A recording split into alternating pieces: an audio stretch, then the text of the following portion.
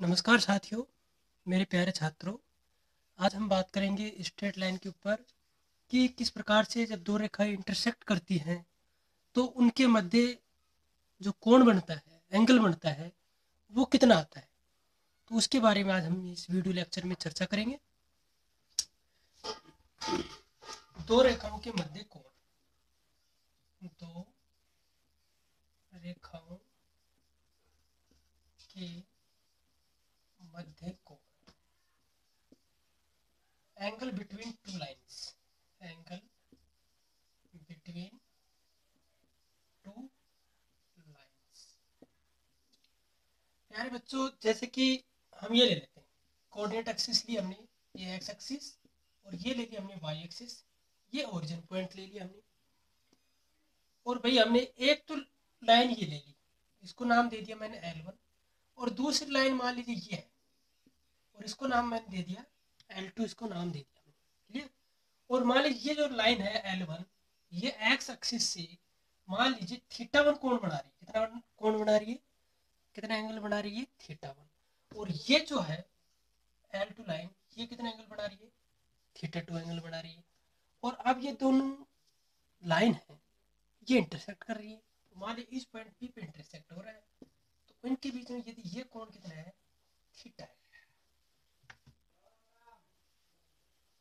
इनके बीच एंगल कितना है हमारा, यदि थीटा एंगल है तो देखो ये त्रिभुज बन गया, ए बी पी, त्रिभुज बन गया ना हमारा, ए बी पी सी। इस त्रिभुज से हम देखो ये आइडिया लगा सकते हैं कि भाई इन दो कोणों का योग किसके बराबर में होता है, इस थीटा के। अर्थात जो आउटर एंगल की जो परिभाषा होती है, बहिष्कोण की जो परिभाषा होती है, वो क्या कहती है कि θ2 इक्वल टू θ1 प्लस थीटा। तो यहां से आप क्या आइडिया लगा सकते हो, थीटा की वैल्यू कितनी आती है।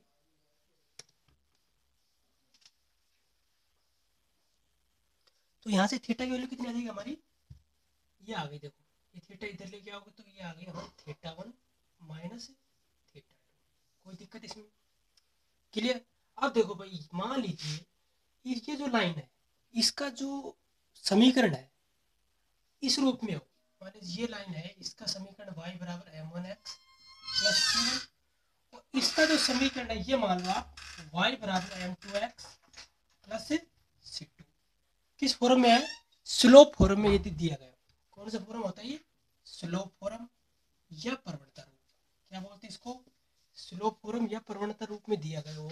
तो जहाँ m1 कितना होता है भाई, m1 बराबर tan θ1, और m2 कितना है यहाँ पर, m2 प्रवणता कितनी है, tan θ2। ये यदि इस रूप में दी गई हो तो उस केस में तो थीटा की वैल्यू कितनी आती है। देखो अब देखो आप क्या करो, इसके दोनों तरफ क्या लगा दो, tan लगा दो। दोनों तरफ क्या लगा दो, tan। तो कितना आ गया, देखो ये tan theta equal to tan θ1 minus θ2। कोई दिक्कत नहीं इसमें, क्लियर। अब देखो मैं यहाँ लिख रहा हूँ, तो ये देखो हमने ट्रिग्नोमेट्री में ये फॉर्मूला पढ़ा है, tan a माइनस बी का फॉर्मूला क्या होता है, tan a minus tan b upon 1 plus tan a tan b, ये होता है। तो ये फॉर्मूला यदि मैं यहाँ लगाऊँ, tan theta equal to tan θ1 minus tan θ2 upon 1 plus tan θ1 into tan θ2। कोई दिक्कत इसमें। अब देखो m1 कितना है, tan θ1। तो यहाँ लिख सकते हो आप, इसकी जगह क्या लिख दोगे आप, m1, और इसकी जगह देखो ये m2 है, इसकी जगह ये क्या है, m2। तो ये लिख दो m1 minus m2 upon 1 plus m1 into m। तो tan थीटा कितना आ गया हमारे पास, ये आ गया। तो यहाँ से जो थीटा की वैल्यू कितनी आएगी, थीटा बराबर tan inverse m1 minus m2 upon 1 plus m1 into m2। Clear. तो ये याद रहेगा आपके कि किस प्रकार से यदि दो हमें रेखाएं दी गई हो और यदि उनको किस रूप में दिया गया है, प्रवणता रूप में दिया गया है, स्लोप फॉर्म में दिया गया है, तो उससे जो थीटा की वैल्यू आती है, ये जो इंटरसेक्ट एंगल आता है, इसकी वैल्यू किस प्रकार से फाइंड आउट करते हैं, थीटा बराबर tan inverse m1 minus m2 upon 1 plus m1 into m2। अब देखो भाई, ये तो आंतरिक रूप से इंटरसेक्ट कर रही है, एंगल बन रहा है। और देखो ये एंगल क्या आउटर एंगल बन रहा है, क्योंकि यहाँ पर भी तो इंटरसेक्ट कर रही है। और ये तो इन दोनों के बीच में है, और ये भी तो इन दोनों के बीच में एंगल है। तो ये मान लो यदि फाइव मान लो आप, कितना मान लो फाइव। तो देखो ये टोटल एंगल कितना हमारा, ये टोटल पूरा 180 का है। और 180 है, और ये थीटा में पता लग गया कितना है, थीटा की वैल्यू कितनी आई, tan inverse m1 minus m2 upon 1 plus m1 m2 आई कि नहीं आई। तो फाइव की वैल्यू कितनी आ जाएगी, फाइव बराबर फाइव ये, और ये टोटल, ये पूरा टोटल कितना है, ये तो टोटल पाई है ना।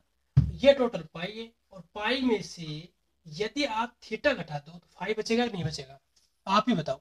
यदि पूरे में से यदि थीटा मैंने सब्ट्रैक्ट कर दिया तो ये बच गया, तो फाइव कितना आ गया, इसको बोलते हैं फाइव बोलते हैं, तो फाइव बराबर पाई माइनस थीटा। और थीटा की वैल्यू कितनी, ये क्लियर। तो यहाँ से आप आइडिया लगा सकते हो कि दोनों तरफ tan ले लोगे। क्लियर, यहाँ तक नोट कर लिया आपने, तो मैं आगे लिखता हूँ। तो देखो दोबारा से इसको tan ले लो दोनों तरफ, तो tan फाइव आया, tan five equal to tan pi minus theta. और tan pi minus theta second quadrant में, और सेकंड क्वाड्रेंट में tan किसका होता है, माइनस का होता है, तो माइनस का tan थीटा। और tan थीटा की वैल्यू कितनी, ये रही देखो, minus m1 minus m2 upon 1 plus m1 into m। Clear. तो tan फाइव कितना आ गया हमारा, tan फाइव ये आया, tan five equal to minus m1 minus m2 upon 1 plus m1 into m2। Clear यहाँ तक। तो यहाँ से ये मोटा मोटा आइडिया लग गया कि भाई यदि ये दो लाइन इंटरसेक्ट कर रही हैं तो एंगल, आंतरिक एंगल तो क्या आता है, पॉजिटिव आता है यदि ये एक्यूट एंगल हो। और यदि ये कौन सा एंगल हो, ऑब्ट्यूज यानी अधिक कोण हो, ये न्यून कोण हो तो पॉजिटिव वैल्यू आती है। और यदि अधिक कोण हो तो ये क्या आती है, इन दो रेखाओं के बीच जो कोण की वैल्यू क्या आती है, वो नेगेटिव आती है। क्लियर। तो यहाँ से आपको ये आइडिया हो गया होगा कि किस प्रकार से उनके एंगल ज्ञात करते हैं जब वो किस फॉर्म में दी गई हो, प्रवणता रूप में। अब दूसरी बात करते हैं, यदि ये रेखाएं किस रूप में दी गई हो, किस रूप में दी गई हो, जर्नल फॉर्म में, किस रूप में दी गई हो, जर्नल फॉर्म में दी गई हो, तो किस प्रकार से हम ज्ञात करते हैं। क्लियर, ये हम आपको दूसरे वीडियो लेक्चर में बता देंगे। मुझे उम्मीद है आपको ये समझ में आ गया। Thank you.